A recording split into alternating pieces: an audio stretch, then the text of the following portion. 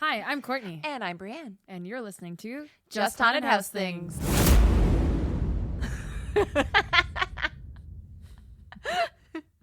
What are we doing today, Courtney? We're talking to, oh my God. Well, we also listen. There's a give and take in a conversation. Yeah. Yeah, of course. So we're listening to and talking to Jon Schnitzer. We had to make sure we said that right. Yes. Jon is the director of Haunters, The Art of the Scare. Amazing documentary that you can watch on Shudder right now and on Apple, iTunes, and download it. Get some bonus features on it. Yeah, you can do all that. So Jon is joining us today, and we're going to talk all about his documentary. Yeah, and some other fun stuff. Yeah, some of his haunt experiences. So without further ado, here we go.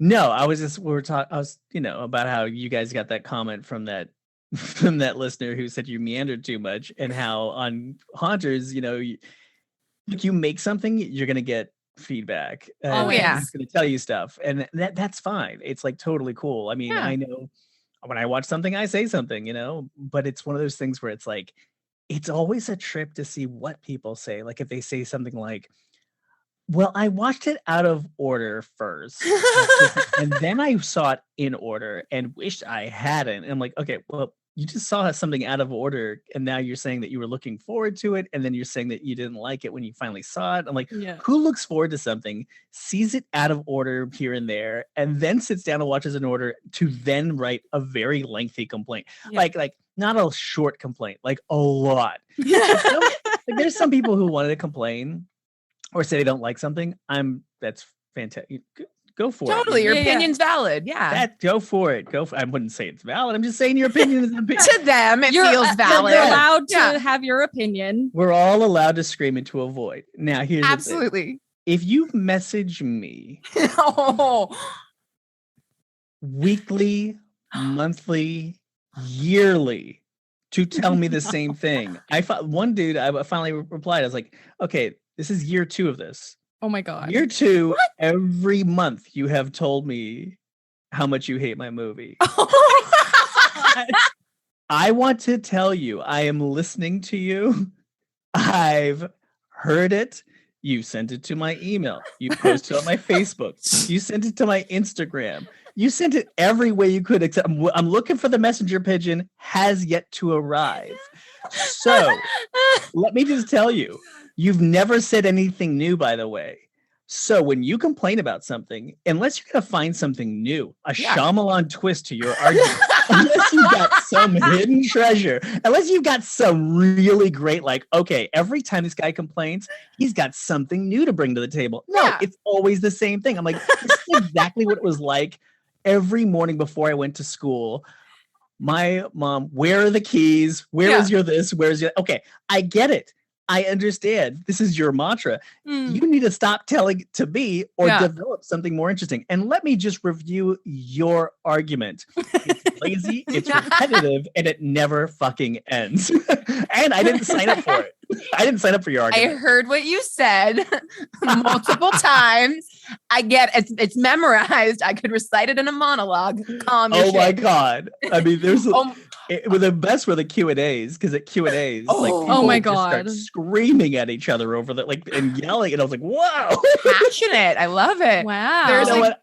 You don't make things to be wallpaper. No. Goes, you're creating conversation. Look, my whole point was to make something that people who love haunts and people who hate haunts can both enjoy, love, hate, feel very passionate about, and argue about. Because when you argue about something, you're forced to pick a side. And when you're forced to pick a side, you get involved. The amount of people, and I'm not talking hundreds, I'm talking thousands of people that had never been to a haunt before in their life, didn't care about them at all whatsoever. Thought everyone who made them were very strange. Saw haunters and then were like, oh my God, I love Char. Oh my God, I love girls. Because I tell you, here's the thing that some people forget. is context. If you put someone who's gone too far, who's Mhm. breaking all the rules, who's doing something that, let's face it, we all know they shouldn't be doing, including them. We all know they've gone too far. Okay, that's every Yep. horror film, and they went too far. Okay, Yes. when you see someone like Shar, a legendary scare actor who's been a monster in haunts since 1974, Yeah. Incredible. when you hear her talk, if you're not in the world of haunting, it's like, whoa, this lady is crazy. If you're in the world of haunting, it's like, I love this haunt mom. Yes. However, if you put her up against Russ McKamey, Oh my God. the people who are not initiated in the haunt world or don't care about Halloween, they're all like Christmas people and like, let's let's get Christmas before Halloween even. Blasphemy. Okay, exactly. They see this and they go, oh my God, I get it. And I love her. And then they go to haunts and then they reach out to her to tell her, I went to my first haunt because I saw you in Haunters. The amount of people that reach out to Donald, the amount of people that have reached out to me, the amount of people when we play this in film festivals that formed a line to hug Shar when it was over, to tell her how much they loved her, and they were like tears in their eyes. There were some people at our first screening at Fantastic Fest from London who then hopped on a plane, came to LA to go to Halloween Horror Nights for their first time because they liked the short highlights that were in the movie. Okay, well, it's a win, I mean, the fact is, it's like, there are certain people who really aren't that into haunts. My wife is one of them. She's not so into it. Yeah. And she loves the design, she loves the art, but it's not 100% for her. Yeah. And when she started getting caught up in the movie and she started like getting teary-eyed over Char's story and Donald's story, and then she was going, this Russ guy's out of his mind. And she's like, and what was funny is after watching Haunters, the amount of times that she watched it, then she was like, I want to go to more haunts. And she still wants to go to more haunts now because she got caught up in the subculture. Great. Right. I think that's like the really beautiful thing because you can like really transform someone's idea of the whole like community. Yes. And like you did that deep dive you did a deep dive into it with your documentary. And I think that was really cool because you saw a real softer side. Like you saw the crazy side, you saw the real fucked up side, but you saw like a softer side that I think a lot of people don't expect. I don't think a lot of people understand the community aspect of it. Yeah. And like when people say like haunt family, it's legitimately a haunt family. And I think you captured that aspect of it really, really well. Yeah. 100%. I grew up loving it so much. It's one of those things where it's like, I know if I just gush over haunts in a documentary, then it becomes like my haunt video yearbook. And it's great for us. And there have been documentaries like that have been made. And guess what? I love them. I really do. But I can't make other people in my life who don't care about haunts watch them because they don't care. But you get, you get something like the Tiger King, and next thing you know, you're like all into like people who weren't talking about animal rights before, like, wait a minute, what's going on with these tigers and what's happening? Sometimes you need to have a plot. Sometimes you need a good guy and a bad guy. Sometimes you need to really drive that story forward. Yeah, totally. Because my first cut of Haunters, I had way more haunts in it. I filmed a ton of haunts. Yeah, I filmed so much. Look, the footage that I didn't put in the movie hurts me more than anybody else because I'm just like, I want people to see this. The first cut, everyone was in it for an equal amount of time. Plus, there were more. Yeah, and there's the reason why, like the bonus features of Haunters, like if you buy it on iTunes Extras or you get the DVD or the Blu-ray, it comes with 30 minutes of bonus features. Ooh. And the bonus features are all like, okay, you get to see the LA Haunted Hayride and all their behind the scenes. So you remember the Haunted Overload where you saw the giant skulls being built in the movie? Okay, hell yeah. You get their really awesome emotional story. You get 3 years of behind the scenes of delusion that I had in an 8-minute beginning, middle, and end story. That is such a trip.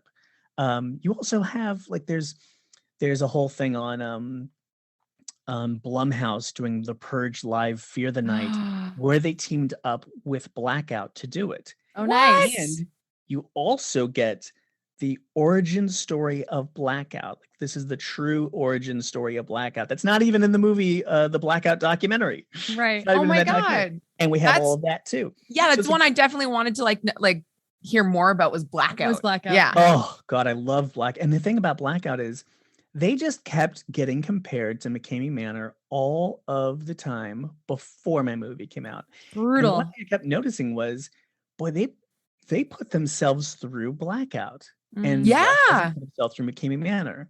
They, so for people who don't know. Yeah. Okay. So McCamey Manor is one of the big focuses of my documentary. So Haunters, the Art of the Scare was my Kickstarter documentary that I did, where I really just wanted to film like all kinds of haunts that I love and make a documentary out of it. And I didn't realize I was going to go down a rabbit hole for 4 years, because guess what? Wow. You can't get people to like live their lives on your schedule and do things on your schedule. And like, there's a haunt that's in there. There's the three main focuses. It's Donald Juleson, who did Nightmare on Loganberry, a home haunt in his mother's driveway. His whole family loves it except for his wife. Right. Yes. His haunt he spends all year making it, but it only goes on for 4 hours on Halloween night. Well, guess what? It's not easy to get a lot of coverage of something. It's only going for 4 hours in one night. Yeah. And then I'm also filming Charmaire, and she was in a lot of haunts that didn't allow filming. Right. So I had to work my magic to get some footage of her in action. Yeah. Which was very difficult. And I'll tell you about that later. So she's a scare actor. Then there's Russ McCamey, who has McCamey Manor, the world's most controversial full contact extreme terror experience that has no safe word. Like There's the no way craziest out. of the crazy. That's what baffles me. Oh, look, there's the amount of times. There's a reason why we bring up the safe word a lot. There's a reason why I have other people comment on it. When people tell me, oh, I don't like McCamey Manor, I'm like, how many times do people say that McCamey Manor is wrong in my movie? If you took shots every time someone says something negative about McCamey Manor in my movie, you'd be taken away in a stretcher. Please don't turn this into a drinking game. You will Oh my God, and hurt yourself. It's a such bad idea. Great but bad idea. It's a great bad idea. Don't do it. And so, but it's like, yeah. So he's the guy who went too far. Now, there's a great extreme haunt called Blackout. Now, Blackout got compared to McCamey Manor because every time there's a list of the most extreme haunts of all time, they always got put in the same bucket. And when I sat down and got to interview the guys from Blackout, which was really rare to do, because even in their own documentary, which is a great documentary, the Blackout Experiments, they really don't talk. There's like one scene with them being interviewed, and the filmmaker, Rich Fox, who I ended up meeting, and we were filming it around at the same time. Yeah. And I was getting way more access than he was. Wow. For whatever reason. He was making an exclusive Blackout movie. I felt so bad for the guy. And he was what a great guy. And like when I was having technical problems with my movie, he sent me over an assistant editor to help me out. Oh my God. I'm telling you, the camaraderie is real. I love the documentary world. I love the haunt world, because once you're in a subculture, especially a subculture that doesn't make money, that nobody cares about, it's like, okay. The accuracy. Horror, Halloween, and documentary. These are, I'm like, I'm in the Venn diagram of a very bizarre all thing. Massive popular things in their own right. Totally. But like, it's one of those things where it's like, okay, it's a small world. You become family and friends real quick. Yeah. So anyways, I wanted to interview them and show the difference between them. It was interesting because Russ hates Blackout and the guy from McCamey Manor didn't like being included in a list with them because he thought, I don't do things sexual in my haunt. And of course, the guys from Blackout are like, we have a safe word and there's a way out. And we're very professional about what we do. And there's a lot of so it was interesting to have to have them go back and forth in the movie for that. Yeah. I found that I really found that really interesting, because as someone who grew up like really scared of haunts in general. To like, it took me forever to go into an actual haunted house because I was so worried about people touching me and I would just like freak out. Not that I'd become aggressive in any way, but I was just like, my own self was like, oh God, don't touch me. And so the more I got into the culture, the more that I learned about haunted houses in the community, I was like, oh, I could go to more types of haunted houses, like a little bit more extreme every year. And the one thing that always made me feel okay was having the fact that there was a safe word. And I remember years ago when Courtney first showed me McCamey Manor, I was like, I got petrified within like on the couch that we were watching this like clip on, just because the lack of safe word.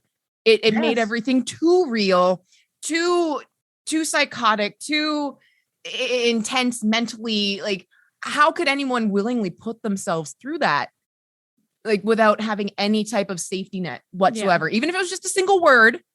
Right. It's freaked me out. No, it's a thing I asked him a million times. Here's something he felt very strongly about not including.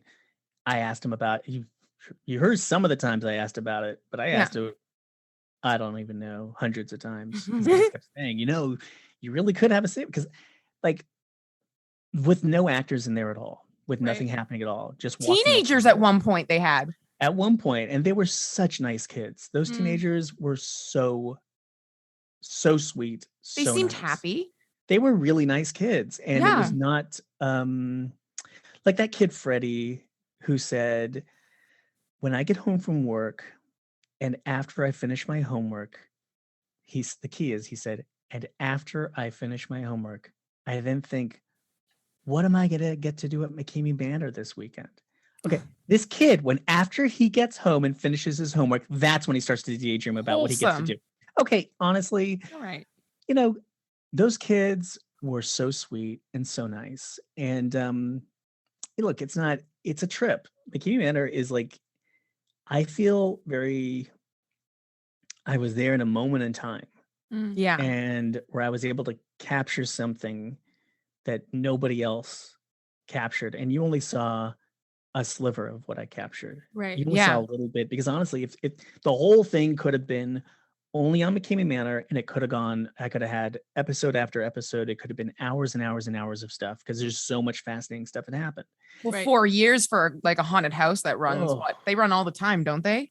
Yeah, but there was a long time where they weren't running because they were trying to go pro, and he was building the professional thing on the ranch. Then so I was there while they were tearing that down too. That was a beautiful site. It was a beautiful site, and that lady, who I loved her. She was so sweet. The lady with the horses. Yeah, she was. Oh my God, I love a good horse lady. She was so cool, and just a nice lady, and of course sees a different side of Russ. She's like, oh, he's a great big teddy bear, and he's just wonderful at the weddings, and she sees a different side to him. So, but it's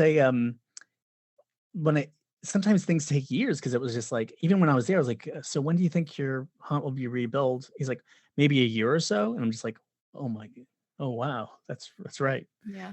Nothing happens quickly around it'll be when it happens. So but I have so much other footage and so many other things. It was like, it was tricky, because I did this as a Kickstarter. I got as a Kickstarter project, and it was a trip, because you're just like, oh, maybe I should turn it into this and then have that also. Maybe I should do this in 2 different projects. Yeah. But I was like, I started this off as one thing. I want to do it as one thing, and I want to make one movie that just kicks a lot of ass, that has a beginning, middle, and end, that makes you laugh, that freaks you out, that gives you everything we love about Halloween and everything that just horrifies us. Yeah. And something that really has genuine amounts of horror and heart, and leaves you feeling good, but you went through hell to get there. Yeah. And I was like, that would be rad. And I didn't stop until I got that. And I really put myself through a lot to get to where we got to. But I'm just so lucky that I got so many people that helped me out, that got excited about the process. Like Ryan Gosling is singing in this movie. What? Okay, wait. So, yeah. I don't even make a deal out of it. So now I have to make a deal. Now you have to make a deal. It's kind of cool. So kind of cool. So the band Dead Man's Bones? I think so. It sounds familiar. I'm about to tell you about your favorite band of all time. You're going to play it and you will never stop playing it. This is going to be your jam. Okay. Dead Man's Bones. Okay. So I first heard this music years ago and I was like, I didn't like look up who it was. I just saw it was some group called Dead Man's Bones. And I'm like, this music is incredible. I love it. And I just kept listening to it over and over and over again. It's like spooky Halloween music that is guilt-free. It's kick-ass. It's awesome. And who's in it? Oh my Zach God. Shields and Ryan Gosling. Oh my God. Before we get to Ryan Gosling, who's Zach Shields? So Zach Shields is an amazing songwriter, an amazing filmmaker, and a screenwriter. Right. He is Michael Dougherty's co-writer. Right. And he co-wrote Krampus, co-wrote the Godzilla movie. He co-wrote, he's co-writing a lot. Okay. I didn't know that. This was before those movies. Yeah. I didn't know that. I see Ryan Gosling's name. I didn't see his picture or anything. And I was just like, Ryan Gosling? This must be like the other Ryan Gosling. Some guy's like, quit calling. I'm the other one. Just like, Mom. Like on Twitter. Yeah. Exactly. Yeah. Okay. So here's what's cool about this. If you like go back and look at YouTube videos, I just love everything about Dead Man's Bones. So Dead Man's Bones, Ryan Gosling did this with Zach Shields right after The Notebook. So The Notebook comes out and then he goes on tour. So all the fans of The Notebook are like, we're going to see Ryan Gosling in concert, like at a bar or whatever. And they're all there. And then what comes out on stage? Children dressed in Halloween costumes as like a children's choir, and Ryan Gosling going to the microphone going, ooh. Oh my God. and then you see all these faces of Notebook fans just like looking more and more and more disappointed. I love it so much because it really is just like the wrong crowd, right? Completely. just the wrong people to be there to enjoy it. Like, not the right demographic. If I knew, I would have been in a Halloween costume. Yeah. At every show. I just would have been there. And just also like recording the audience's reaction to Ryan Gosling. Ooh. It's the greatest. It's the greatest. That's amazing. Man, costume contests. I love it. So I just got really into it. And then I just there's this one song in particular that I just fell in love with called Dead Hearts. And I was like, oh my God, the amount of times I've listened to this song, and I play it over and over and over again. I play it like, especially during the Halloween time, but anytime I just put it on. But it's like, it's such a beautiful, beautiful, creepy, awesome, sad song. Like it sounds eerily romantic just by the name. Yeah, Dead Hearts. But it also has like, there's this sounds in it too, where it sounds like building and creating. Okay. And then I was like, oh, I would love to take this and use this as a theme song to Haunters, because it sounds like the sound of the creative process. It sounds like how happy, excited, sad, and insane you feel trying to create something that's going to be an experience that's meant to make people scream their heads off. The idea of creating a haunt is the idea of creating a documentary. You put everything you have into it, and you hope you're going to get great reactions, and you're losing your mind slowly as you're trying to do it because of the amount of sacrifice that goes into it. Because the word art, for anyone who's ever created, they know the word art means sacrifice. You sacrifice everything, but then what you get out of it, the reactions, is everything. Yes. It's and the finished product of like, there it is. There's that thing that was in my head, and it's different than I imagined because it's real, and so many other people helped, and now it's something incredible. And that's how I feel about immersive theater, haunts, documentaries, movies, music. It's all that much work, And so I was like, I want Dead Man's Bones I want the theme song. Okay, so I'm friends with Monique Powell from Save Ferris. I was at the first Save Ferris show of all time. I grew up in Orange County, and I was in the 90s. I was at like all the ska shows. I had a plaid suit. Still have it. And anyways, so she invited me to a party, and I was like, I wonder if anyone there is going to know anything about Dead Man's Bones. And I go there, and she's like, I want you to meet my friend Alexander Burke. I know you two will totally get along. And I said, why? Does he have anything to do with Dead Man's Bones? And he's like, I recorded that album in my house. Oh my God. And he's like, are you joking? And she's like, well, I knew you two would get along. And she walked away. Like, she knew we'd get along. And I was like, he thought I was joking. I started acting out how the document, like, I hadn't edited one shot yet. I had the raw footage for the first like year and or so, like, not even the first year. It was like the first 5 months of shooting. And I started acting out how the movie's going to go. And he was just like, oh, I'll put you in touch with them tomorrow. And I was like, yeah, right. Give me all your information, maybe a blood sample. I want everything. I want everything. Little DNA, selling it on eBay. It's fine. Want it all. The next day, he sends an email introducing me to fucking Ryan Gosling and the guys at Dead Man's Bones and the record label. And I'm like, this guy said he would do something, and he did it. Followed through. I'm out of my mind. I can't believe any of this. This sounds like the craziest thing ever. And I'm like, okay. Took me 2 days to respond because I was just in shock. Right. I was like, I don't even know how am I going to do this? Anyways, long story, kind of short. I basically talked to the label, they basically allowed me to have 2 songs and the instrumental tracks for the movie. Awesome. And as we're working on the movie, this amazing sound. And so Alexander Burke is just like starts looking at my footage and going, wow, I really like what you're doing. Yeah. I'd like to create. What if I ask Zach and if we can do some kind of Dead Man's Bones-esque songs? I still have the piano that they recorded on. I still have the place. We can do stuff that's in the same vein, but different. Why I was not? like, oh my God. And I was like, okay, so I need happy songs to go with Donald and Char to show the happy side of haunting. And he saw Donald and he's like, yeah, maybe some heavy. I'm like, no heavy metal. Donald, it needs to be all played on kids' toys. Like upbeat, because it's also everything's has to do with his childhood. So I want there to be a subconscious thing of it feels lighthearted, but then we find out why. And this whole kind of a thing. And, but when it comes to McCabe Manor, it can't be any of this music. It has to be something else. And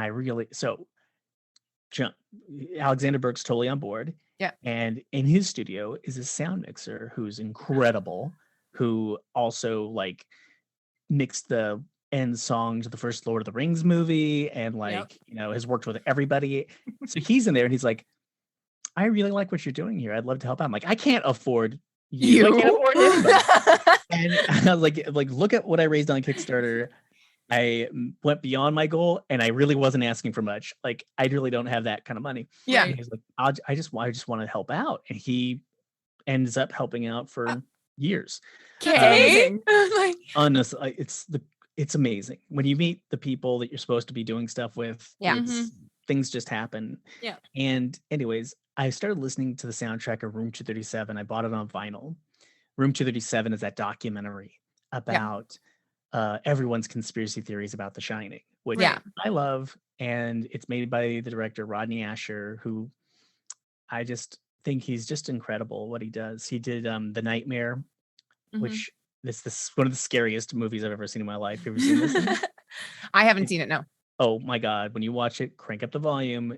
Oh God. And watch it in the dark. It's a documentary. It's the only way to watch those. Yeah. It's a documentary. This is real. Okay. It's about people who suffer from sleep paralysis. Oh, and I have seen this. Okay. Well, they tell you about the nightmare they had. I think that's why I didn't see it. Every time it scares me. Yeah. It's terrifying. And I'll go check it out, guys. Yeah. He also did a most recent one is like Glitch in the Matrix. Okay. And the other one where it's about, are we living in a simulation? And it's phenomenal. I like how you said yes. It is. I play Sims. I know for a fact we're all in a simulation. There you go. Yeah. It's a great one. And then he also did a really good one that's on Shudder.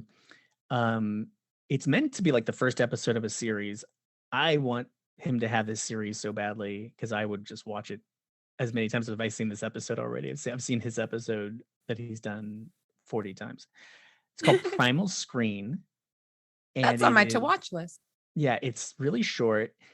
It's basically kids that watched the trailer to the movie Magic growing up Okay. and how it kind of messed them up. And then it gets into, why are ventriloquists scary? Why are these puppets scary?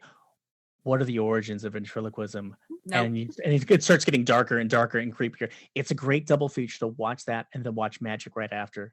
One great 1-2 punch. Anyways, You lost me at ventriloquist dummy. let's do it. Dude, like Do it. Slappy from Goosebumps haunts my nightmares to this day. Yeah, look, No. Slappy is a lot of fun, but like No, Magic with Anthony Hopkins. Yes. no, Okay, it's so creepy. no ventriloquist dummies, guys. No, It it's is- not. It is so creepy. It's You so thought I had a weird. clown phobia. No, the dummies like no. No, the dummies are Oh my they're- God. I love them. They're so creepy. Okay, But I'll the, watch it in the dark. It's fine. Anyways, I reached out to him. We were talking like on Twitter. Like I was just asking him for advice and stuff, and he was being really cool. Anyways, I'm listening to the soundtrack of Room 237. A friend of mine's over. My friend Ryan's over, and he's like, "That's Jonathan Snipes, the composer." I'm like, "Yeah." He's like, "I know him." I was like, "What do you mean you know him?" We got so lucky. He calls him. It's the one free day Jonathan Snipes has. Jonathan Snipes is in the band Clipping. Mm-hmm. Yeah. He's always scoring movies. He's always busy. He calls him. He comes over my place 2 hours later. And I was like, oh my God, he's here. Was it your friend Ryan Gosling who decided to No, call? no. But another very impressive Ryan is an amazing 3D artist. Okay, Okay, yeah. Incredible. He's awesome. Brilliant guy. Anyways, so he's over. And I was like, would you score some really creepy songs for my horror documentary? And he's like, no, I just did Room 237. Like, I just did that. Like, I'm so busy. And I was like, well, can I just show you some raw footage Yeah. of what I shot? Mm. And I show it to him and he starts going, show me more. Show me more. He watched 5 hours of raw footage. What the fuck? Wow. And then he was like, okay, so you want me to do music for McCamey, to score McCamey Manor as part of the movie? I said, Mhm. yes. Yeah. And he's like, all right, I have some ideas. And then he started sending me music. Oh, And it was perfect. It's so good. And then he's like, I just introducing me to other sound guys that do like creepy sounds. Like, oh, you should talk to this guy. You should talk to, because you can record all you want inside of a haunt, but your microphones are only going to capture a fraction of it. You actually Yeah. have to Right. recreate some of the sounds yeah. Yeah. in order to capture the feeling. So a lot of people don't realize there's a lot of recaptured sounds that are in that a lot of sound work went into Haunters, a lot of sound work. And they did such a good job because you actually do feel the feeling of what it feels like to be in certain rooms by getting those sounds right. So anyways, it's this is like the meta kind of behind the scenes of the sound of the music, but like I'm such a fan of Dead Man's Bones, and it's what got me into wanting to, because if you get to do a movie, Mhm. then what? You get to like do all the parts of a movie that you want. And like I love great music. I want to have the Yeah. best music that a documentary's ever had. And that's what I'm looking for, right? Mhm. So Dead Man's Bones was like the start of it. And for all your fans that are listening, the reason why you should listen to it's all on Spotify now. It's so great. Mhm. So Dead Man's Bones, Ryan Gosling, of course, was a Mouseketeer. Yes, he And was. He That's my was. favorite fact about him. He was a Mouseketeer. Yeah, because I'm a My favorite giant fact Disney is nerd. that he lived with Justin Timberlake while being a Mouseketeer. So weird. Nice. And it's like it's such a BFFs. bizarre thing, but it's like, so he was a Mouseketeer, hmm and when he was at Disneyland, Mm. like on his lunch breaks, he would go on the Haunted Mansion ride over and over and over again. So the idea of Dead Man's Bones came from the fact that he wanted that to be the music that the ghosts at the Haunted Mansion listen to after everyone else has left Disneyland for the day. It's what they listen to at night. That just melted my heart. Oh my God. Ryan That's Gosling. oh my god! Extra bonus points for Ryan Gosling. I love him. As I if he love needed him. them, but like, yeah, right? look, like holy I'm- crap! It's hard not to love Ryan Gosling. He's incredible. And it kept like that whole album, like from beginning to end, is so good. And there are songs that are like really sad, and there's Mm. songs that are super happy, and it's just all over it's just the album itself does have a beautiful beginning, middle, and end. Yeah. So the Mhm. fact that I was able to get 2 songs, I went nuts when I got them. Yeah, I And bet. then it was like, because I was allowed to have the instrumental tracks, then it was all about, ooh, we can play with and remix it and use it in different ways. Yeah. Mhm. So with the opening title of Haunters, it's like kind of a remixing of Dead Hearts mixed in with stuff that Alexander Burke and Oh, Neil okay. Baldock Yeah. and all these other musicians I brought into the, got It will- into.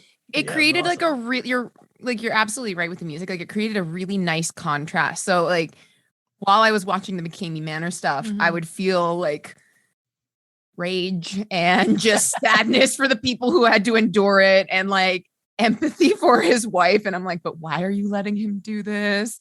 And then it would switch over to something like even just Blackout or Yeah. like talking to Shah or Yeah. any of the producers that you had on. It was all of a sudden I could breathe again because I was like, no, this is the happy place. This is where you want to be with all of the haunting and the community. So it's like you did a really good job Yeah. with the music. Yeah. Well, thank you. Look, I really appreciate it. I mean, it's one of those like, I didn't want to do voiceover and tell you what to think, but I Yeah. wanted you to be able to feel it, so you could you could have Yeah. and that way there's more to talk about later on. What you think, it's fun to think about and to see how other people react to the Yeah. movie. The whole thing's a trip to me. I mean, really, I still can't believe that I made it. I still can't believe it's out there. It's just so crazy. I mean, it's like, Mhm. I'm sure it's similar to your podcast where it's something you've thought about for a Yeah. long time. Yes. Yeah. Yes. Mhm. Yeah. Look, I listened to it and I was like, your first episode, I really love that you're like walking everyone through the process, because it's like, yeah, that the creative process, it's like that Ira Glass quote Mm. where he says the whole thing about creating. Do you know that Mhm. quote? It's the idea of you know what? I Let's was look about it to up. just totally spitball Ira Glass. Just- I'm like, no, I I'm not gonna try don't to. think you can do that, but you can No. try. I'm gonna Google Ira Glass Do it. Do it up. creativity. We Google a lot on quote. this show. Oh, 100%. Okay. Like usually like no camera. So we're just like, okay, well, while you talk, I'm going to look this up. We'll Google things right on the spot. I so did when this is as soon fun. as you mentioned the band, I was like, let me look this up. Oh yeah, dude. The amount of people that I have introduced to Dead Man's Bone, I love that more than anything, really. I'm just so glad because I just want the world to listen to Dead Man's Bones. I love them so much. I'm surprised it's not more popular considering Oh, who's in it. Yeah. Kills me it's not more popular. It should be a big deal. Okay. Yes. So Okay. this is Ira Glass's quote on creativity. Feel free to just cut it out. You don't need to keep anything in here, but I just want you to do, because if you've never heard it, nobody tells, and you can even just have his voice. He said that he's recorded this. It's beautiful when he says it. Nobody tells this to people who are beginners. I wish I had someone tell me. All of us who do creative work, we get into it because we have good taste, but there's a gap. For the first couple of years you make stuff, it's just not that good. It's trying to be good. It has potential, but it's not. But your taste, the thing that got you into the game, is still killer. And your taste is why your work disappoints you. A lot of people never get past this phase. They quit. Most people I know who do interesting creative work went through years of this. We know our work doesn't have this special thing that we want it to have. We all go through this. And if we are just starting out or is still in this phase, you got to know that it's normal. And the most important thing you can do is a lot of work. Put yourself on a deadline so that every week you finish one piece. It's only by going through a volume of work that you will close that gap and your work will be as good as your ambitions. And I took longer to figure that out. And I took longer to figure out how to do this than anyone I've ever met. It's going to take a while. It's normal to take a while. Yeah. You just got to fight your way through it. Oh my God. That's like the most accurate description of my life. Yep. Mine too. 100%. I think There you for go. like any artist, no matter what genre or where you are, like put yourself in. Yeah. That's 100. That's a whatever your very clear medium quote. is, I feel like people go through that process. They fail and then they fail again. And I just remember, I can't remember who said this, but I just remember someone like quoting, saying that failure is actually a good thing. It's just the amount of times you fail, because each failure becomes a better failure. Yeah. Oh, totally. And Oh, I come think on. that translates to creating, because Oh, totally. I mean, I've done so many things over my life, like creatively And not. and not creatively, that have like ended up being like some successes and then some failures. But I don't look at them as failures. I look at them as learning moments. Oh, I totally. I always say, I used to tell my mom all the time, I'd be like, I need to go out and make my own mistakes. I need to be the one to go through that process. I can't necessarily have someone tell me to do something or not, or give me their opinion on something, on a choice I'm going to make, because there's no better way to learn and grow than to make your mistakes, put yourself out there. And sometimes something you may think is a mistake isn't, and it turns into like a beautiful blessing, but in a way you may have never even imagined. Like you mentioned, your documentary, you were going to start it on one thing, and then you found all this footage, and you could have done two different, you could have gone in a completely different direction, You could but have gone episodic. You could have done all these things. Oh, come on. I'll tell you how it originally started too. Please do. yeah. I would love to So- know the inspiration behind Haunters. Like, Yes. what was the sole purpose? I mean, we know the purpose, but what Well, was the thank you. driving factor? Okay, well, I'll tell you. So Donald Juleson, the guy who looks like the Terminator, who does Nightmare on Loganberry. Dude, Love him. totally. Love him. Totally right. Totally. And at first, like, sorry, super meander side note. As I was thinking, I was like, why is he wearing the sunglasses? Is exactly when you guys went into the point of like why he was wearing. wears the And then all of a sudden I sunglasses. was like, oh, okay, I feel closer to him now. He doesn't look like the Terminator. He looks like a man who needs to wear sunglasses. Okay, so what you just said was like there was this phase in the editing where while we were cutting, the idea was to do this. The idea was to answer the question the audience just thought of. Because I'll tell you why. Every time I Yes. watch a great movie, every time I have the question pop in my head, moments later they answer the question. I'm like, Mhm. wow, this movie's it's like, no, it's just answering the question that you may have thought of at that moment in time. But Yeah. so it's one of those things where we was a lot of playing around to go like, I think this is where the audience is asking that question. Yeah. And it wasn't just me. I had to have like a handful of people over to be like, where are they going to ask this question? And sometimes I would let people hit the space bar. Why is this guy wearing the sunglasses? I'm like, thank you. That's what guess you. That was helpful. But Mark. you have to have people whose taste you trust watching your stuff Mhm. and who have similar taste and also like things that are different than what you're doing. Yeah. And then you're going to see once you get those people thinking that you've answered their mental question, then it brings everyone into an interesting space. So I worked very hard in going, okay, where do we answer these questions? Because I want to spend some time. My favorite thing to do when I watch a documentary is always what happens when you watch a documentary. You start judging certain people like, well, this person thinks this or that person. And then all of a sudden you realize you were wrong and this person's different than you thought, or this, or the whatever goes through how you watch a normal movie. You change how you feel about different characters. Yeah. And that's got to be the same with a documentary. You have to there has to be you can't just dump the information. It's called an info dump. Don't do that. Yeah. You want people to feel it the way you feel it in a movie. So, but I'm glad you enjoyed that, because that was like, it's like the things that people never point out that you're like, you have no idea how hard it was to like know when to have that moment come in. Yeah. But then when it came in, it just felt so like, and if you look at it too, in the minutes that it comes in the movie, it's like in a scripted version, it would come in there also. Yeah. Because it's like that's where we get a deeper knowledge. I think it's like around 45 minutes in, so it's around 45 minutes. So it's like the part of the movie where someone looks in the mirror. Who am I? You learn something more about a character. Well, you learn more about Donald, and that's. But thing is, I grew up with Donald. What? Donald. Okay, so I'm actually. There's a picture of me in the movie for a moment. I met Donald in the 6th grade. I was the new kid in school. And I showed up to school and I brought with me, of course, everything I didn't need. The Of first day of course. school, I had my Fangoria magazine Hell yeah. Yeah. and a copy of Scary Stories to Tell in the Dark. Hell yes. I just was like, this is what I'm bringing to school. And I'm sitting there waiting for class to start, reading Fangoria. And Donald sits right across from me. And Donald says, "Yep, you got Fangoria." I'm like, "Yeah." He's like, what's the pull out poster? I'm like, "Oh, it's a nice one. It's Freddy."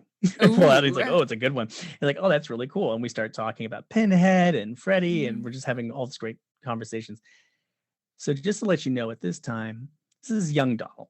Donald's not wearing sunglasses. Okay. It's Donald with the kind of Donny Osmond haircut, wearing a Garfield sweater. Yes. And he was always in a Garfield sweater. And we just immediately became great friends. Yeah. And they announced at school they're going to be doing a fall carnival, and there's going to be a haunted house.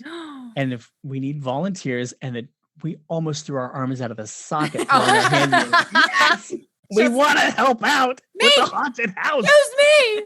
And we met with this kid, Cliff Beaver, his dad, Mr. Beaver. Great name. Yeah. So Mr. Beaver, you had to meet with him. And I was like, we have the best idea worked out ever, Mr. Beaver. Here's what we're going to do.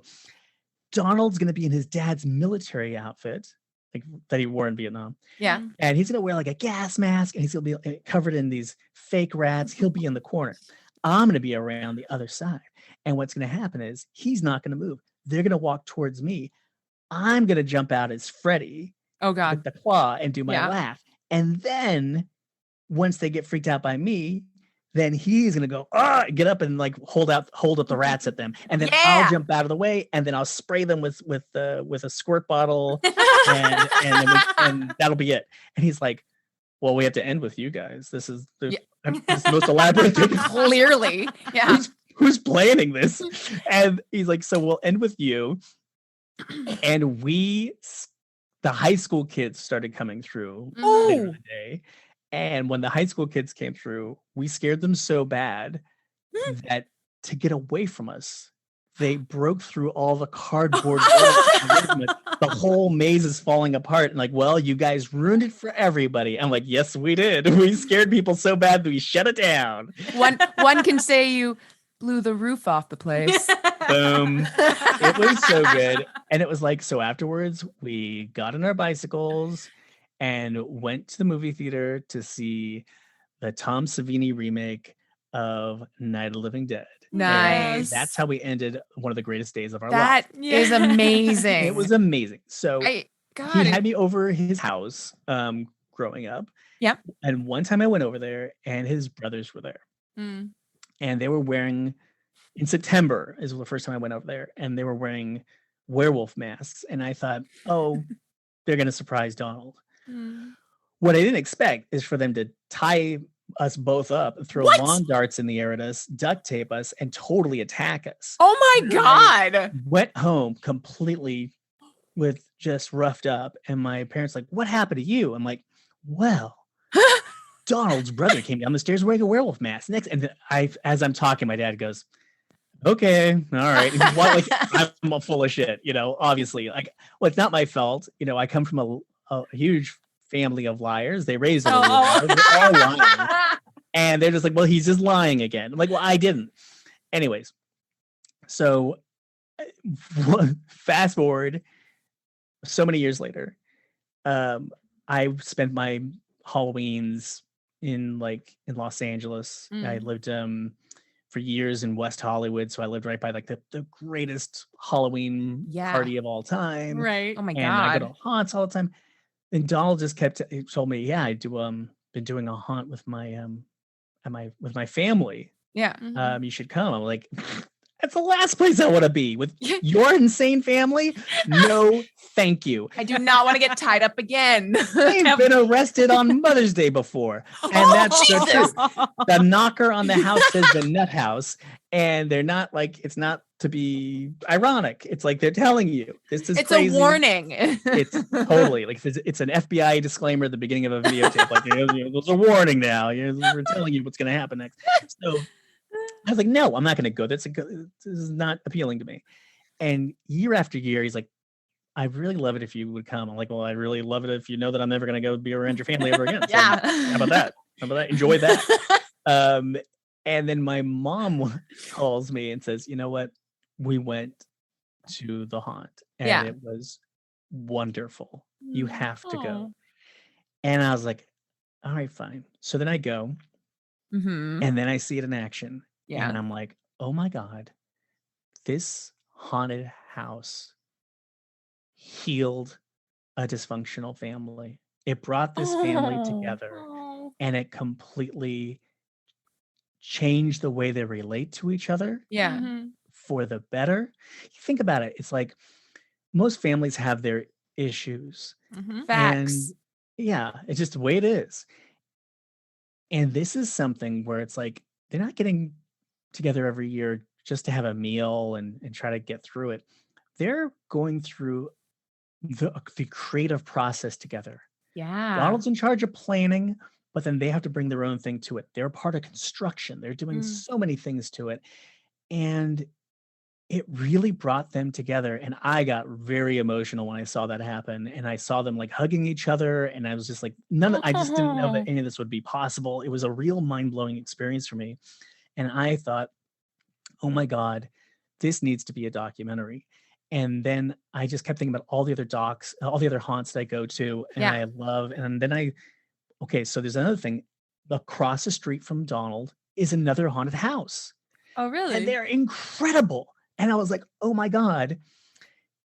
By the way, you must be like really close friends with the guy across the street. He's got such a great haunt.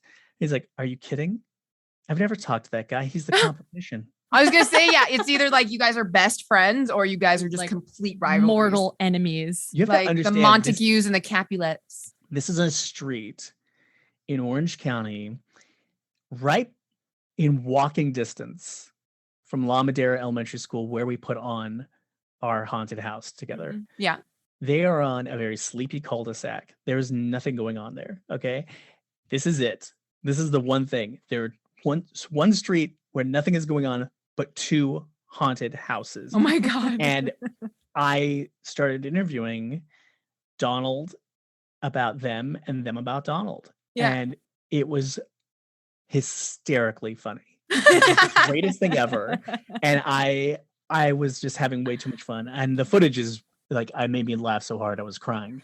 There's a reason why I cut them out of the movie because of what happened next. And it was killed me because I was like, this would have been the greatest and easiest movie to make because it's on one street. Yeah. Right. So what happened was I filmed him and I'm like, I mean, you have to understand, like, the haunt across the street, it's his father with 3 daughters. Okay. And they have a totally different energy than Donald's haunt. Donald's haunt is like, oh, aggro dudes. Yeah. Theirs is like beautiful and magical and stuff that you like. They bought all the crazy toxic waste dump stuff that you see at like at Trans World, and so that they have like all the animatronics. Plus, they're really into like really cool characters, and they do bloody stuff too, but it's super fun. Yeah. And it's amazing to have like 2 different types of wild haunts in one street. So I said to him, so what do you think of the haunt across the street? He's like, we make stuff, they buy stuff. I interviewed them and they go, well, we buy most of our stuff, but it's amazing to watch what Donald makes. He's the true artist. And then I go to them, to him, and he's like, look what they're doing over there. It's nothing compared to what I'm doing. And I film them and they're like, look, we're nothing compared to him. He's a constant inspiration. And we look at him as like the true artist and we just aspire to be that way. And then the youngest daughter was like, I've gotten into blood and gore because of Donald's use of blood and gore in his haunt. It's genius. I just want to be half as good one day. And you're just like, oh my God. And then Donald's like, they're like competing against a baby. If I were to compete against a baby, I would kill the baby and I would win. And then his wife was like, you're not going to let him say that in your movie, are you? You're not let him say this in your movie. Okay. The next day I go. Yeah. And they're hanging out. Oh. And I was like, what's this about? And he goes, well, after the interview yesterday, we just realized we have a lot in common. And there's no rivalry. There's no plot. That means there's no ruin the movie. Totally ruined and I even said that. You ruined the movie. Your friendship and love and mutual admiration ruined my movie. Fuck, I'm back at square one. Damn Hope it. you enjoy your friendship. Hope you enjoy it. I hope you make beautiful haunt babies together. Fuck. Just one haunt. Third act. Couldn't save this for the end of the movie. Would have been great. Page 90, not page 10. Not page 10. We're not even at the first act yet, you jerk. And then that's what I was like, you know what? All right, fine. I was already filming some other haunts. I'm like, you know what? Here's what I'm going to do. I need to see what are the most extreme haunts that are out there. And let's start bringing the extreme haunts into this movie. That's really what happened. Yeah, of course. And then I was like, oh, Blackout. Let's try to get them. They're like, I don't want to be in a haunt movie. I'm like, okay, that's fine. I'll get you in it. And someone said no. I was like, you may not want to, but I will let you be there. We're going to do it. We're going to do it. I don't know how, but I'm going to make this happen. Right. And then it was Delusion. They're like, I don't want to be in your movie. I'm like, okay, I'll just keep working on them. And I just kept going. And then stumbled across McKamey Manor and that was a whole other story. So anyways, I gotta ask. Did you go through it? No. Okay. No. Dude, okay. Valid question. But like, if you had said yes, I would have been like, what the fuck? You recorded all that. Yes, you would have seen it in the movie. Right. And then you would have seen me with like patches of shaved hair crying like, I am the director of this movie. I would have asked for way more for the Kickstarter to like regrow my hair. Yes. Yeah. Well, that and all the psychological. The psychological. Look, let me tell you right now. I had nightmares after filming there for months. Imagine. Like it's. If you ever look, honestly, to get into McKamey Manor is like to do a different show on McKamey Manor because it's a whole other rabbit hole. Yeah, it's a giant beast, dude. There's just a lot there, and I even still talk to a lot of the people who I filmed that went through it. Yeah. And that's a whole thing, man. It's a whole thing. I mean, like you see it in the movie, a part of it, and I showed you more about him than anyone had ever seen at the time. Like no one even knew that he was a wedding singer. Like that. No one knew that until I put it into the nice trailer. Voice.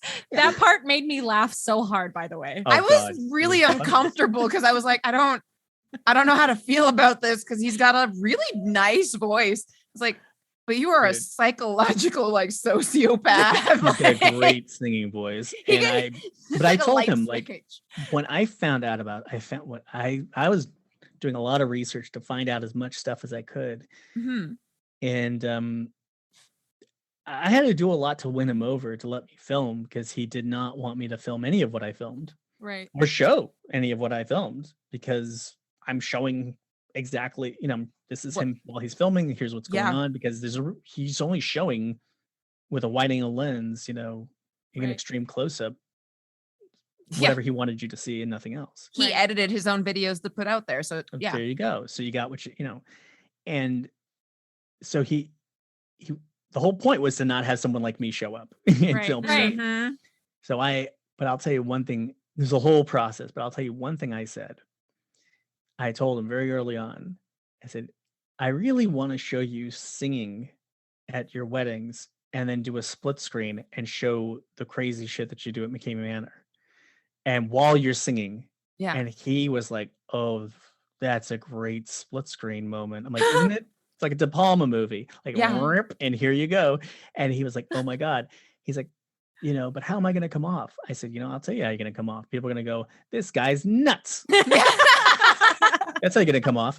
And you know what? Here's what's going to happen. What happens when someone finds out about you? The first thing is, this person's out of their mind. Yeah. So then they learn more and they think it's worse than I thought. Yeah. Then they learn something maybe that you have a good singing voice, and it's like, oh, this guy's got a great sing, or hey, you know what? Hey, maybe this guy's different than I thought. Yeah. And then we're gonna show the full picture of what you do. And at that point, probably 90% of people are gonna go, wow, that was worse than I imagined. Oh my God, this guy needs a safe word. And like, wink, wink, you need a safe word. Yeah. Yeah. And then there'll be some other people who go, I want to try that. And guess why? Because you show your videos online, and I'm the guy who's like, I would never do that. And then there's other people who actually do it. Yeah. So that's how you're going to come off. The way you come off in someone else's internet rabbit hole is how you'll come off in this. I'm not going to tell people how they should feel about you. They're going to feel this way, though. And you know that. And I will have some scary music for you. We have to have scary music when we show you. And he started laughing. It's like, oh, I want some scary music. So, I'm really proud of the stuff that we have in the movie, because we did get to peek behind the curtain in a way that no one else ever has. Yeah. And we only showed some of it. The stuff I showed, I wanted to be impressive and funny, shocking, emotional, and take you through something. And there's so much more. There's so much more. And I was, there's times where I think about all the amount of footage that I have, terabytes of footage. And it's like I'm in my office right now, and it's just walls of hard drives. It's crazy to have them looking back at me. I'm always like, quit looking at me. Right. But but like, thing is, it's like there's so many things that we got to introduce to the world with haunters. Part of it was getting people to have a real strong opinion outside of the haunt world about extreme haunts, and about whether or not, about the idea of a safe word, and about the idea of what it is to have one and what it is to not have one. The idea of the correct way of scaring somebody. Yeah. And the idea of scaring somebody with compassion that also really scares them. Yeah. And that's, what we got in Donald's story, but that's what we got in Char's story. Yeah. Yes. And Char Mayer is like one of those people who I met her. She was in a show called Play Dead with Todd Robbins. Play Dead was a show that Todd Robbins put on. Todd Robbins was a sideshow performer in Coney Island for over 15 years. Okay. Yeah. He was the human blockhead, and he ate glass. Ooh. He also knows more about murder and supernatural and con artists than anybody else on this planet. You can just tell him a date, and he will go, it was 1846, and he'll just tell you, and he'll tell you a whole true story. It's like gonna blow your mind. I love it. I want to meet him. Yeah, me too. Yeah, dude. Todd is the greatest. So he put on a show that he got Teller from Penn and Teller to direct. Okay. And the whole show was him telling true stories about different people who are dead, from serial killers to spiritualists. And he's telling stories while he's conjuring up spirits and doing things in front of you. And it was scary, and it was funny, and it was emotional. And Char was in that show, and she was there to scare you. Yeah. And when she appeared, I screamed out loud. She scared me so bad. I screamed. I almost fell out of my seat. I lost it. And I'm like in like the fifth row or something. I'm not next to her. She delivered a scare so perfectly. I was just amazed. And I was already like filming haunters at that time. Right. Yeah. So I got to go backstage, and I met her. I met Todd. That was great. And then he introduced me to Char, and find out that she's a scare actor in haunts. I'm like, oh, that's awesome. I need to interview you. Yeah. So I thought I was going to interview her once. I interview her, and she starts talking about haunts, and I just fell in love with her. And we talk every week. She has become one of my closest friends. I love her so cool. much, and her husband. Oh, he And looks so sweet. Jerry, oh my God, they're really just so adorable and wonderful people. And it's one of those things where whenever you're done filming, so much more happens and it drives me nuts. Or like Yeah. like all of a sudden people start sharing more stuff with you, and you're like, Yeah. hey, that would have been good in the movie. Damn Like, it, where's my camera? Here's some bonus features on Shar. So Mm. Shar, who I just absolutely love. Oh, by the way, when I said I was in the Haunters, it's Yeah. the photograph of Donald in his dad's military outfit, and me, I'm the one wearing skeleton shirt with the Freddy claw. Okay. I didn't have like Freddy costume at that time. I had a Freddy claw, some scratches on my face, and a skeleton shirt. Like that has anything to do with Nailed Freddy. it. Nailed was it. Awesome. Like, here's a little kid dressed up as a skeleton pretending to be Freddy. That's me. That's me. Skeleton Freddy. Just the confusion alone is terrifying. Yeah. Yeah. Oh my God. Ridiculous. Anyways, so Shar, you know, we had these great conversations, and the one thing that she said in the first interview that then had me hooked to just find out everything about her was when she said, there's a connection between the monster and the human. Yes. And it's like, I scared people at haunts for years. I grew up doing this. I love it. I've been I love getting scared, and I love to scare people. And when you're about to scare somebody, that nervous energy, the butterflies, the nervousness, the excitement, the what is going to happen when I do this? What are they going to do? What am I going to do? What are they going to do to me? Hopefully nothing. I hope this is going to be fun for all of us. And sometimes, fight or flight kicks in. So when she talked about that, I was like, wow, she is just perfect. And when she told her stories about fight or flight reactions, I got very emotional when she was telling those stories. And it was just, I'm so glad people could hear them, because it's like this, people need to know that there's a human being behind that mask. And I've heard it on your show so many times too. I really enjoy when you're talking about how when people go through and they point out, this is where someone's going to jump out. That's fake. It's like, okay, thanks a lot, dude. Yeah. It's like yelling out the ending to, a Shyamalan movie. Like I was about to say that. Yes. Well, there we go. See? Sixth Sense. Come on. Boom. It's like, it's like he sees dead people and Bruce Willis is wearing a wig and then just leave the theater. Anyways, but yeah, it's like that. And so, that's like the nicest worst thing that can happen. The worst thing is somebody can punch you, and the worst thing on top of that is some drunk person showing off in front of their friends. Who doesn't know, wants to like show off and be like, look at me, and then just full on attack the person in the mask.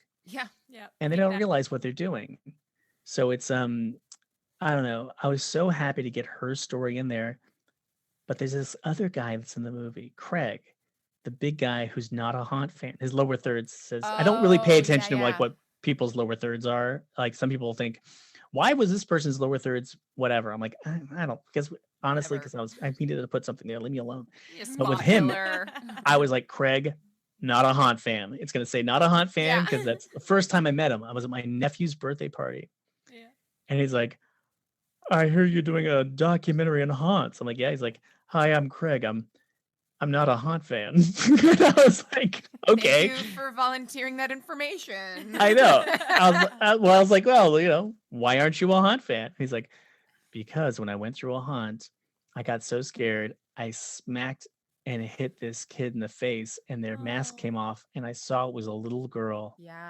And I felt so horrible, and I've never gone to a haunt since, because I know I can't control myself, and had to sit on my hands every Halloween when trick-or-treaters come by, because I'm just like, don't even go to the door. Someone, I don't want to, because he's like a big, huge guy.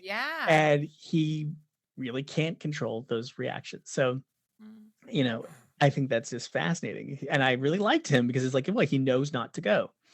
That's his reactions. Thank you, that's Craig. Responsible. Thank you, Craig. Right. Thank you. But Shar in the movie, she shared a lot of stuff. Here's what she didn't share. Some bonus features on Shar that's so cool. So Shar was in one of the original shadow casts of the Rocky Horror Picture Show. What? as riffraff. What? And then I found the footage, and it drove me cool. absolutely out of my mind when I found footage of her as a teenager. What? Exactly as she is in the movie Haunted. She's exactly the same person, no different, just a teenager. And she's talking about like, you throw the rice, we got the water guns, we got the whole, like she's got the, Yeah. she met Jerry on the tour bus, AC/DC's tour bus. That's what they met. Yeah. She also used to really be a hardcore punk rocker. And there's footage. Does not surprise me No. whatsoever. Yeah, totally. You totally get that from her. Oh, that energy is just radiating off her. For sure. But there's film footage of her at a Clash show. And while the Clash are on stage, this is like the Clash in the 70s. Yeah. Late 70s. The Clash is performing, and some security guard pushes her, and then she punches the guy in the face. I was like, you know how many times I would have shown this in the movie? Are you kidding me? You're Like every time. She's like, oh, I didn't think about it. I didn't think about I'm like, oh, from now on, that'll never happen to me again. But anyways, Char is just one of those awesome people. And, when I was done filming, I saw more of what she was mentoring more and more and more people. Yeah. And she still mentors people, and she teaches people the correct way of scaring people. And, I love what she does. It's always cool to see her at work and creating stuff. It's just really cool. Like there's a part in the movie where you see her as a clown glowing in a black light. Yes. So that was amazing. I was hired to put on. Really? YouTube hired me to put on a haunted house. First, they called and said, we need somebody to do a scary red carpet premiere for us. Right. Okay. And I was like, where is it going to be? They go, it's the sidewalk. Can you make the sidewalk scary? I'm like, I can make it really scary. Thank you. Hire me. Scary. So I worked on that, and then they brought me back. When they brought me back, I was like, aha, I'm going to bring on Shar as she'll be here as the monster wrangler, and she'll also act, and I will film her scaring people, use it in my movies. So I worked out a deal with YouTube that I could film there and use it in my movie. Yeah. And Donald and his family, they built up parts of that haunt also. And we took over a soundstage, and that's how you get to see her as the clown scaring people in that one moment. Oh, That's awesome. It was so much fun and worked out really great. It was just fun to work with all of them in that maze. But I love creating stuff like that. Like my company, I'm co-owner of the Brain Factory, and the Brain Factory really started off by doing 3D and immersive art, immersive experiences, virtual reality, and everything scary. And our first client ever was Tim Burton. And Tim Burton hired us to produce ghost illusions at President Obama's first Halloween party at the White House. Amazing. So we got to go to the White House for a couple of days and put on this crazy thing. And at that time, that was 2009. I hired Donald to create some stuff for it. I hired some of my favorite 3D artists to work on stuff. So I brought all my favorite people together to create something that would be really great. And, Tim then just kept hiring me to do all kinds of stuff for him. No big deal. So we even did stuff for like concept stuff for his Vegas show that he did, Las Vegas. So, it's, you create a lot of stuff. Some stuff makes it, some stuff doesn't, but it's always, oh, come on. It's amazing to be able to do anything for, Tim Burton. I grew up just loving everything. his movies. I mean, Pee-wee's Big Adventure got me into horror. Like it was Pee-wee because the Large Marge scene when Large Marge said it was, and her face looked just like this, and then the animation of her eyes bugging out and the tongue that I find out years later the Kyoto brothers did, the guys who did Killer Clowns from Outer Space. They did that animation, right? Okay. So I went and saw that movie as a child. I was 9. Yeah. Killer Clowns? No, Okay, I was like, I saw that when I was a kid there's too, though. timeline here. No. Pee-wee's Big Adventure. I saw it in theaters when I was 9 years old. I went by myself. No one else wanted to see it that I Fair. knew. That's fine. I saw it twice in a row. I saw it in this is back when they did not clear out the theater. I was the Yeah, kid that Yeah. lived in the movie theater. I Yeah. usually didn't have to pay. They're just like, here he comes again. The unsupervised Jon Schnitzer. Classic John. Yeah, like here he is. There's that kid. So the first time I watched it, the second time I watched it, I sat in the front row and I turned around and watched everyone else's reaction to the Large Marge scene. Oh my God. And they all screamed, they all got scared, and I was like, this is the greatest. I love this so much. I enjoyed this.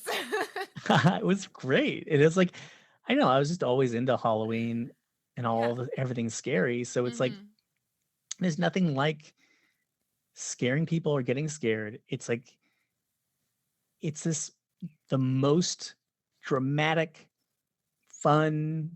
It's every emotion euphoric. cranked up at the highest. Yeah, it's Yes. euphoric. Yeah, Yeah, it's like it's like a real symphony of emotions. Like, and you're hitting the highest note.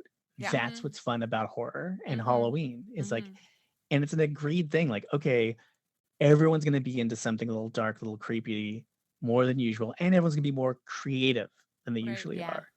And that's just the most fun to me. Mhm. Love all that stuff.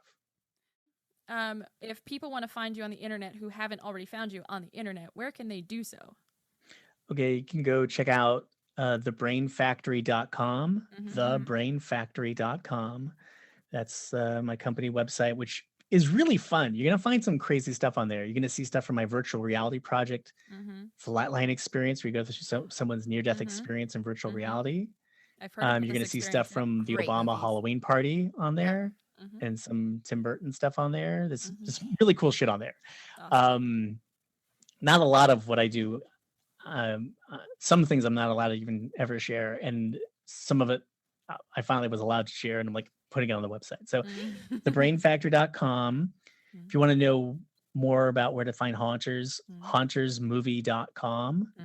And hauntersmovie.com is, you're going to see, I'm always updating that with new things, because we were just on BuzzFeed's list of like the most shocking documentaries ever made in June. Yep. And it's like we've been on 4 best of BuzzFeed lists, which is so crazy. None of them are Halloween related. No, of course None of them are horror related. They're all documentary lists. We've always been on there with like 3 Identical Strangers and like The Jinx. I'm so blown away that we're like on these lists, and we're always in the top 10. I'm like, Hell boom. yeah. Damn So straight. And you know, you can find me on Instagram if you want to see cute puppy pictures, and like Always. pretty much Clearly. always posting something of Momo. That's like, so you'll just see like Jon Schnitzer on Instagram or whatever, and then you'll see, you know, there's a Haunters the movie account on Facebook and Instagram. I'm gonna do more this October. I'll post more stuff on there, and I usually give away some Haunters shirts and stuff. So I just, you know, Get some swag. I like to give away the stuff to the fans and Yeah, to people who enjoy it, because why not? It's cool. It's like, get to be the guy that does that. Okay, so that was a lot to cover, and we still have so much more to go over. I think we're gonna have to make a part 2. Wow. Yeah, absolutely going to make a part 2. So Yeah. next week, or not next week, but the In week 2 weeks. after, Yeah. you will hear the rest Yeah. of this episode, which it's just a lot. And Jon has so many great insights into haunting and his experiences. Where he came from, like the people that he's met along the way, the stories that he's like created and heard from, listened from other people. It's like there's no way we could get on one episode. No, not even a little. Yeah. And if we did, it would be like amazing for you guys to stay tuned in and listen for like the 3 hours we talk. Yeah, but it would be a very long episode. So had to cut this into 2. So I hope you enjoyed part 1. See you on the next one. And you've been listening to Just Haunted House Things.